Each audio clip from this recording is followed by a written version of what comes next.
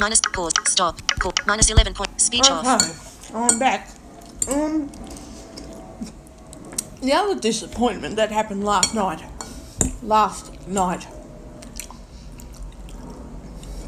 and I got very upset by this. I wish this neighbour would stop with her shit and either that or pack up and leave. I was debating on whether to do the dishes overnight or wait till morning. So I decided I'd just wait till morning. And then I heard the neighbour next door starting wailing and carrying on like a bloody pork chop, scraping chairs and everything outside, acting like a complete idiot. I can understand she's got problems and she needs medical help and that, but she brings some of her problems onto herself and then uses her medical problems as an excuse to live the way she does, instead of friggin' trying to make a better situation for herself. Yes, it's too hard, it's too difficult, but it doesn't help you to say, I don't want to stop drinking alcohol the way I do, or anything like that. Living with medical problems is too difficult. I know that's too hard. But you don't have to sit there and make it worse by just not even trying to handle your problems a bit more. I know that's the way I see it. Other people don't seem to think that way, and that's fine. But to listen to this stupid dickhead lady carrying on like a bloody pork chop last night, I should have done a recording. In fact, I'm going to next time.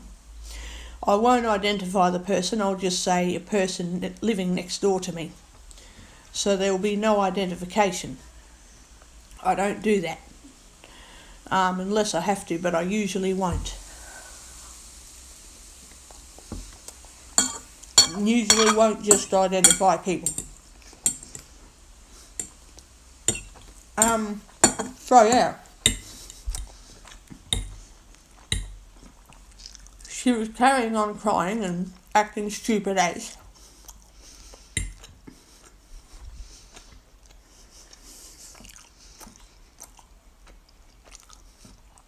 Causing bloody trouble. I opened up my bedroom window to listen to what was happening and thought, oh my God, what a dickhead.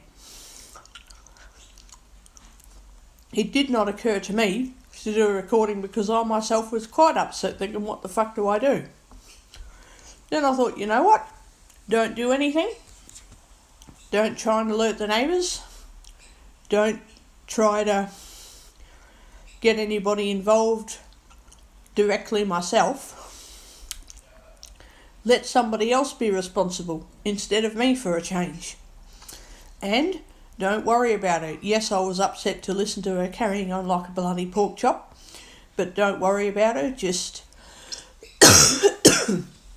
try to block her noise out.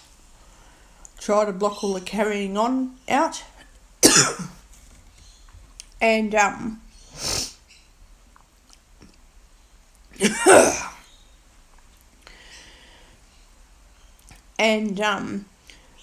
try to do something else to preoccupy myself, and don't let her next door neighbours carrying on, her as in my next door neighbour, her carrying on and all that affect me.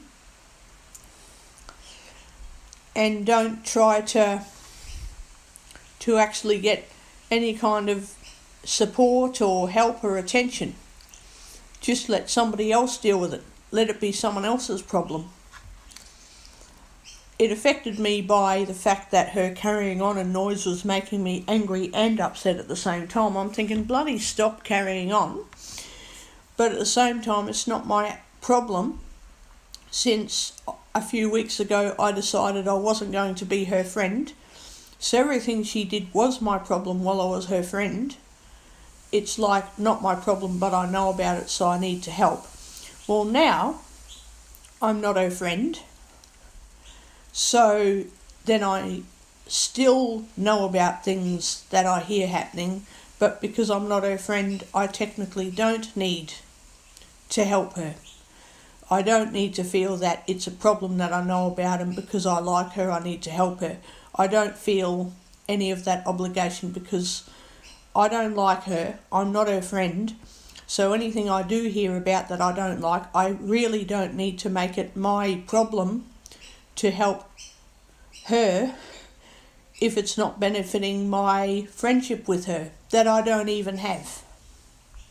So if I'm not her friend, then helping her doesn't benefit me or her.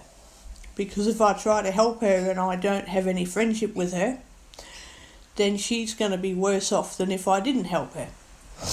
And it doesn't benefit me because I'm not going to become friends if I do try to help her. I'm not going to be a better friend or rekindle my friendship with her or anything like that. So it won't have any benefit on my life to impact somebody else that I'm not even friends with. So unless something happened in front of my unit, like she smashed her head on the ground and I hear thump and then scream, ouch, screaming, then maybe I might have a moral responsibility because it's against the law to let somebody that you know of die in front of your unit. So if I were to ring up 000 and say I want the ambulance and the police, and they say, what are you calling for? What is, this person doing and you can't see, so what can you hear happening? Then I would just say, look, I'm sorry, but this is what's going on and I don't understand the whole situation, but I heard this and that and I can hear someone screaming consistently, like constantly screaming, and I'm still inside. And it's not nice to hear it, for one, and secondly, it's a concern because who wants to hear someone screaming out and go, oh well, I don't like it, but it doesn't bother me because it's not me that's affected. Well, I am affected by someone screaming and carrying on in pain because I don't like hearing it, and I don't want to just pretend that it's not happening so that the person is effectively on their own, not getting any support when they're probably in a lot of pain. So to an extent, I guess I could say that I might help someone, but it wouldn't be to be their friend. It would but be just to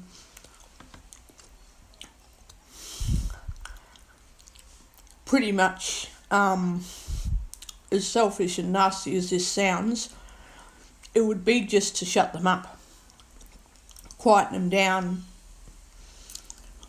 They'd be taken away to hospital and I'd be like, good, they're not here.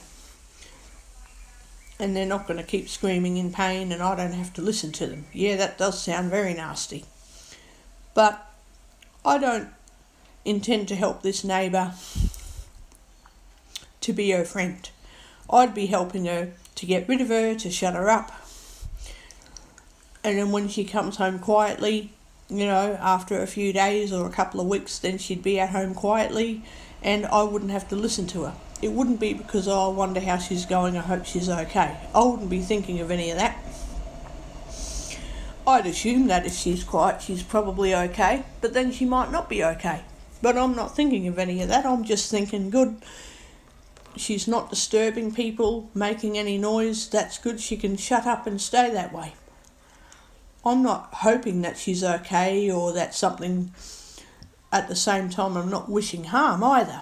But at the same time, I'm not thinking of her welfare. All I'm thinking of is shut her up, make her friggin' leave, and then come home when she's behaving herself, I suppose. But I really couldn't give a shit about her life. All I care about is that she's just not causing trouble for other people.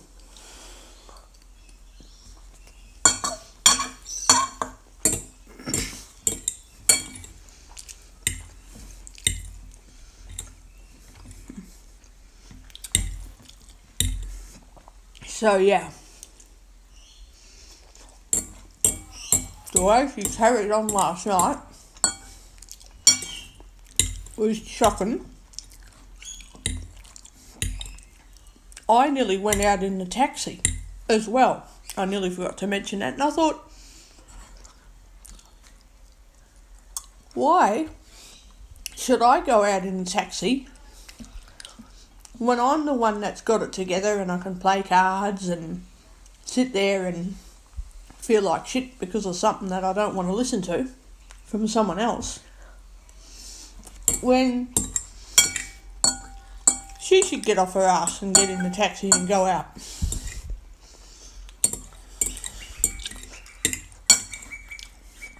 Why should I be responsible for what someone else should be doing?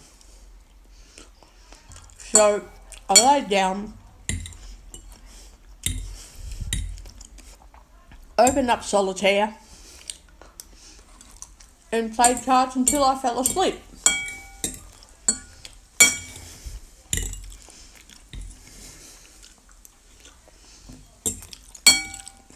And that worked pretty good.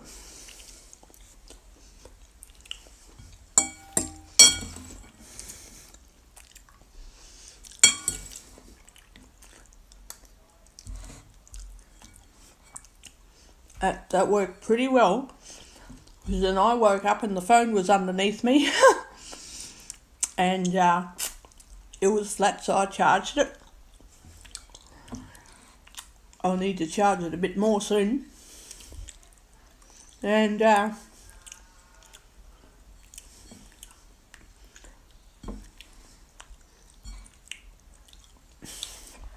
yeah, I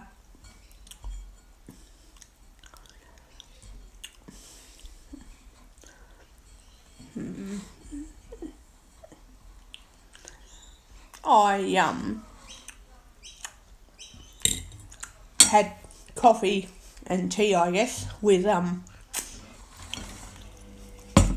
my friend Karen.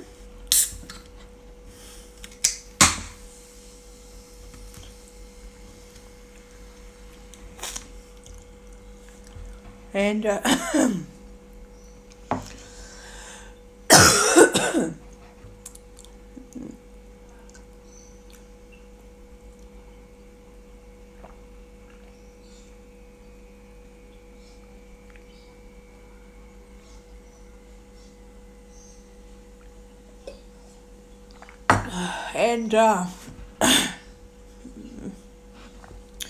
what am I trying to say? That's right. I had a couple of large coffees, a couple of little cups of water. I'm having a can of Coke now, so I'm not going to need water for a while.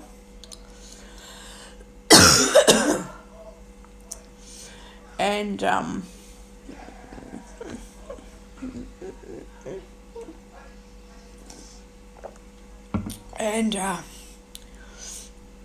then I've had lunch, and I didn't really eat much. Didn't eat anything for brekkie this morning. I just had coffee, and then I had lunch now, so I kind of had a late breakfast.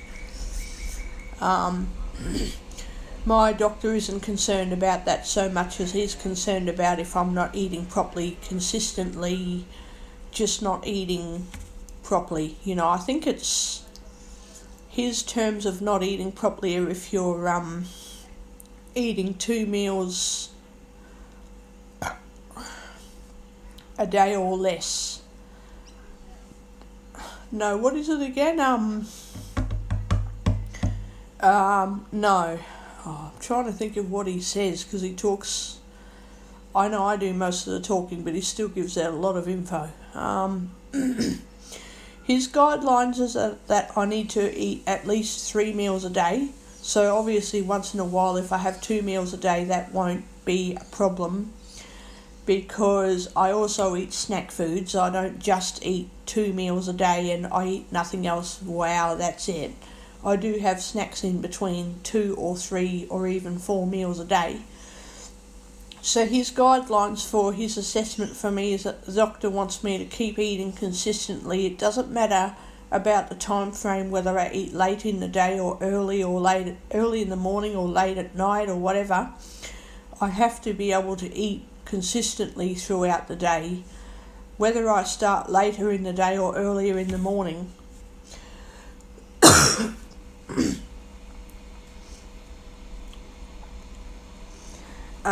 He doesn't want me to wake up every day and wait until night time every single day to start eating. He'd like if I would eat preferably before 12 noon or possibly earlier, as much as possible. Then even if I don't eat 3 main meals, I might even have only 1 main meal and just consistently peck at or graze on food for the rest of the day. It mightn't be consistently a main meal, but it is food grazing. If I do that, then that's a fairly good appetite, provided it's really consistent all day. Have this, have that throughout the day, and don't go hungry, then he considers that pretty good. But he would much prefer if I would have 2 or 3 meals a day, like breakfast, lunch and dinner. If I don't do that and I choose to just have lunch and dinner, so long as I'm eating consistently besides lunch and dinner, if I have something to eat every once in a while, then he'll consider that okay, but he'd also like breakfast to be included as much as possible. So I follow his guidelines pretty well. The only thing is, if any of these colds that go around this year stop me from eating properly for more than 2 days, then I have to go to the doctor on the 3rd day and tell him. Because he'll run some tests.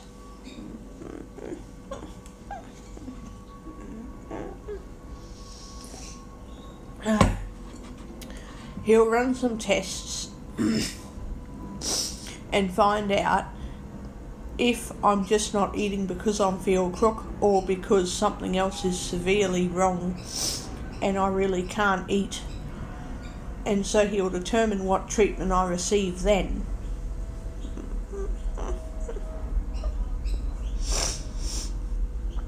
But if he suspects anything wrong, he'll just put me straight off to the hospital, I suppose. Whether or not it's serious, if he reckons that I need help straight away, and then they find out that it wasn't serious, he'll just come back with, oh well, we didn't know that it wouldn't be serious and you're better off getting a check at the hospital anyway because you never know. And then if it does turn out to be really serious, he'll just say, oh well, you went to the hospital and you're relatively okay. But at least when you're there, you get your life back in order. And I suppose he's probably right with all of those assumptions, but still,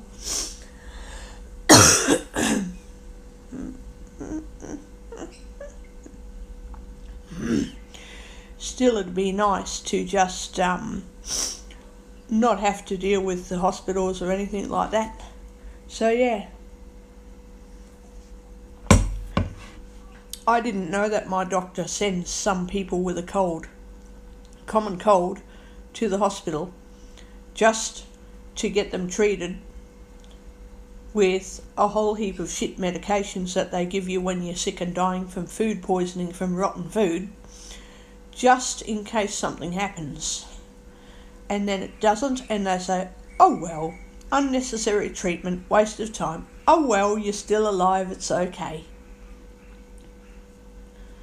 Better off having the treatment today than not having treatment that you need tomorrow.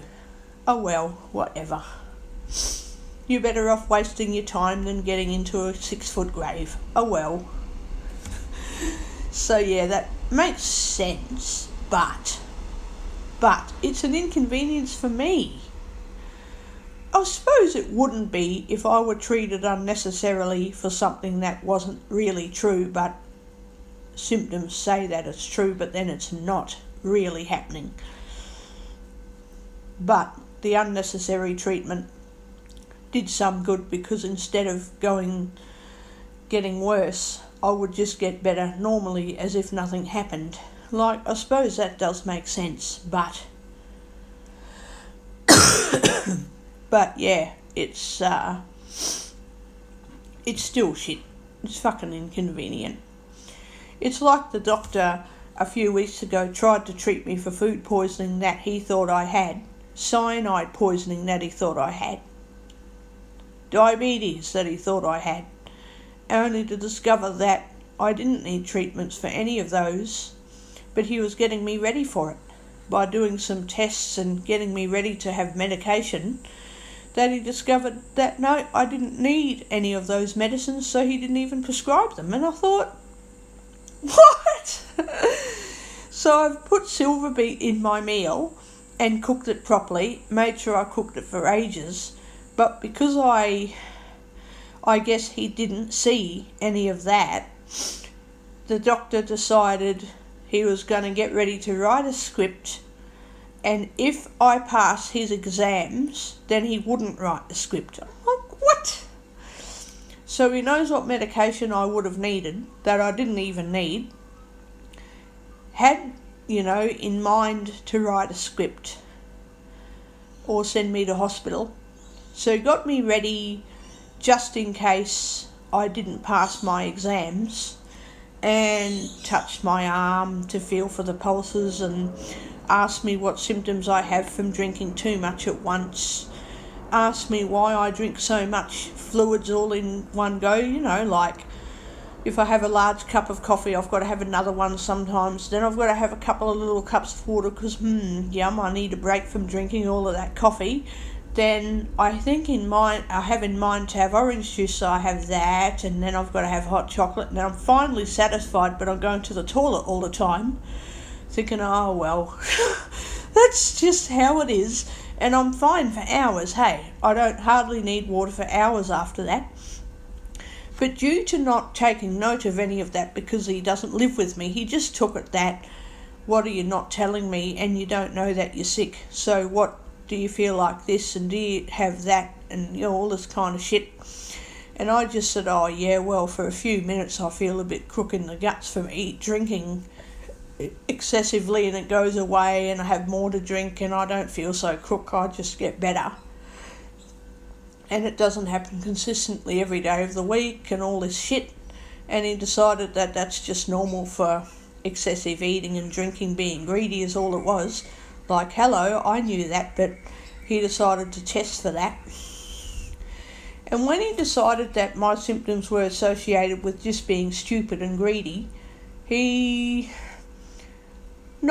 scratched off his plan to prescribe things and send me to the hospital, and told me just to be ready for a good afternoon out and have a rest at home. Like, what? Oh my God, okay, whatever. And then I did have a good time after that.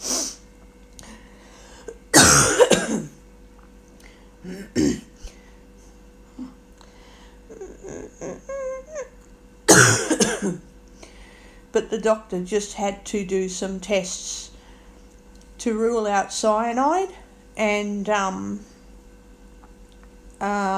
diabetes and bloody what's the word, ARDS, acute respiratory distress syndrome, I think.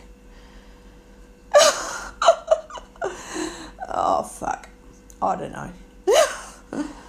Oh, and I know it's serious, it's not a joke, it's true, but fuck's sakes, when I just enjoy drinking large mugs of this and cans of Coke and cups of water from time to time, and just eat a fair amount because I'm hungry and then I have to have another big drink, it's not always bloody cyanide or bloody diabetes. And then the doctor asked a few more questions and that, wanted to know why I like to drink so much to enjoy it, and I said, oh well, do you feel like that when you eat a big plate of food, Why should you eat a big plate of food? Because you enjoy eating it, otherwise you wouldn't have so much food. You might have less food to enjoy, but you might either like to have a small plate or a large plate of food. It's a choice. And I think all those questions stemmed from that time in 2017. I was drinking way too much water, excessively, like I was getting crock, like not feeling very good. And I couldn't stop drinking water, and I had really severe bladder issues, so the doctor was trying to assess for that as well. Kidney stones and bladder problems and other problems, urinary tract issues that can cause people to drink excessively. And I'm like, I don't know, I feel pretty comfortable right now, and I don't feel any other thirst symptoms when I'm drinking, like as I'm getting sick and have to drink more and more. The more sicker I am, the more I drink. I don't feel any of that. I don't feel like I'm breathing any faster. Maybe I'm, and I told him that panicking at the time was making me breathe a bit quicker, but I don't breathe faster for any other reason unless I'm walking really quickly until I breathe faster. And if I sit down, I don't breathe faster than normal probably most of the time. And the occasional times of breathing quickly are from excitability, but it doesn't last long. So the doctor checked into all of that too and found out that, no, it's just me.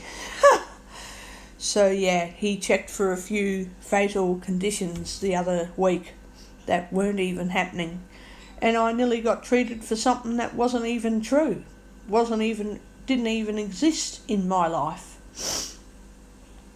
And the only reason I never got treated was because he didn't write out a script and decided that no, he wasn't going to pack me up and put me into the hospital for a week just to do some weird tests, just to find out that he was wasting his time just because of a few things that I said sounded bad.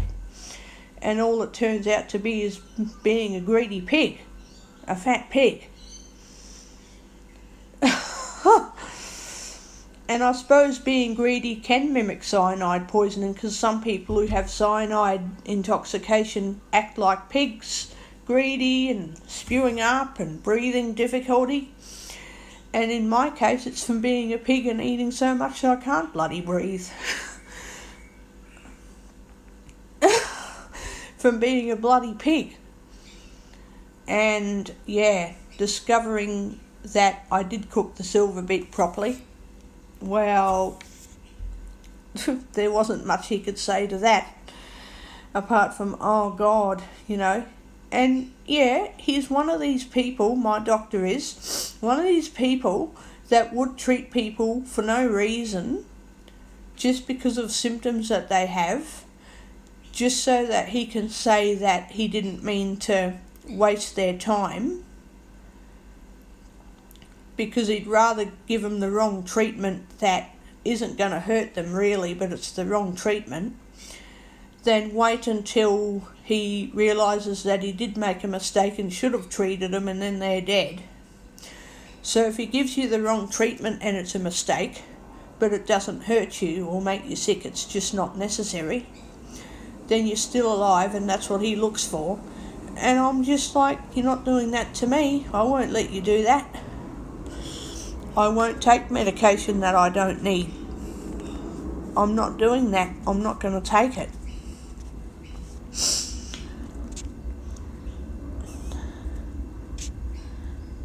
Not even if it's one that's inert, where you take it and you don't feel anything and you don't get sick, it just goes out of your system, but it does something in your body to keep you alive. I won't even take something like that you don't even notice taking. I won't even do that, because it will keep me alive for no reason. It won't be necessary. Like that time in 2011 after the car accident, they treated me for heart problems that I thought I had, and all it was friggin' trauma from the car accident that didn't turn into heart disease, and they treated me for it, just in case it was like heart disease developing or some other heart condition like, bleeding and whatnot. So they clotted all the blood in my heart to stop it from bleeding out, and it wasn't even bleeding, so they had to fix that. They had to untreat their treatment. They had to untreat it. They gave me a treatment that they had to reverse treats to get rid of the treatment that I didn't even need. Because if you give someone clotting or thinning drugs for a heart attack and it's not a heart attack, you can aggravate what's already going on in the heart, which is it's pumping very fast because of trauma from car accident. It's not blocked, it's not diseased, and so it can fuck up even more in its own way, in a different way from having the wrong treatment, let alone having the right treatment to prevent fuck-ups in the heart. So yeah, they've essentially got to reverse treat what they didn't need to do for you just to keep you alive from something that can kill you if it's wrong. The correct treatment can kill you if it's the wrong treatment for you. So yes, doctors are very scary like that. And they do a blood test to see if you're dying, and then they discover that, nope, you're not well, but you're not going to die. Wow. Wow.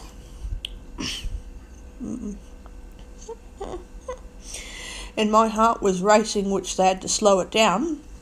It wasn't damaged. It was stress, trauma, whatever you call it. But it wasn't actually getting damage done to it. It was just playing up and whatever it does when I'm not well. But it was functioning on its own in that it would recover by itself with rest and care for the next week. It would recover by itself.